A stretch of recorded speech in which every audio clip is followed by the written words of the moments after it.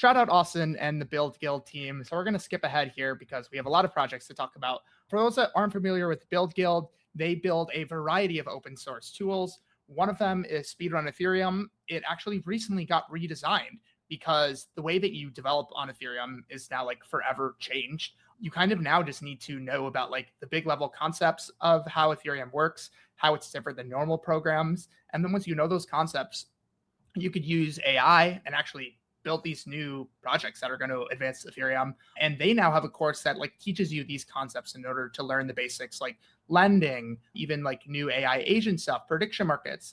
They also build other type of open source tools. Like one that they use that I love is it's a one click from your CLI in order to run an Ethereum node.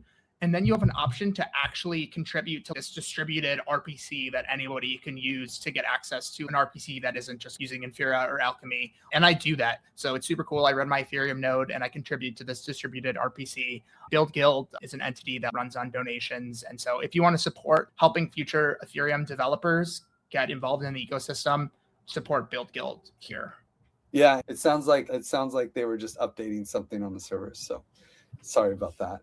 But I will say BuidlGuidl also almost didn't make it in, but in the end, they have all of this really focused security tooling and open source tooling that was too hard to deny them in, because we really had if there were so many great projects, community building projects all over the world that we denied because they couldn't show their focus on security.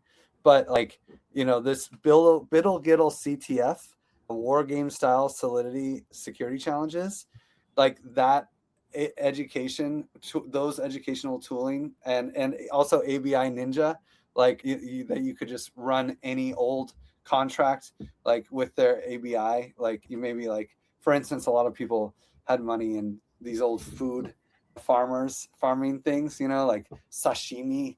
It's like sushi vampire attacked, Uniswap will sashimi vampire attacks sushi swap, and then sashimi, it doesn't show up on DeFi, DBank or any of these other, hopefully it shows up, maybe it shows up in Roki, I'm not sure, but the UI is gone. How do you claim this money? It's really complicated. Well, you can use ABI Ninja, right? So they have all sorts of really cool tooling. Hacked wallet recovery as well. It's actually something that Flashbots uses. A lot of the times when you get phished, maybe you have some ETH staked or you have some money locked in Aave. They took all the money they could and then they initiated withdrawals, right? And then there's this time delay. It's a race. The money's going to enter the wallet. Who's going to get it out first? Well, hacked wallet recovery is a really cool open source tool that people can use to try to race against the hacker and get your money back before they do. And it is a race and it's a weird game. And Flashbots helps a lot too. And I believe they use this tool to do it. So you can talk to Flashbots. They charge 10 to 15% of the funds rescued to help you rescue the funds. Probably worth it. Just going to say probably worth getting an expert who does this all the time to help you try to get the money back. So, they're not in the round, but shout out to Flashbots for providing that service. And shout out to BuidlGuidl for making this great tool.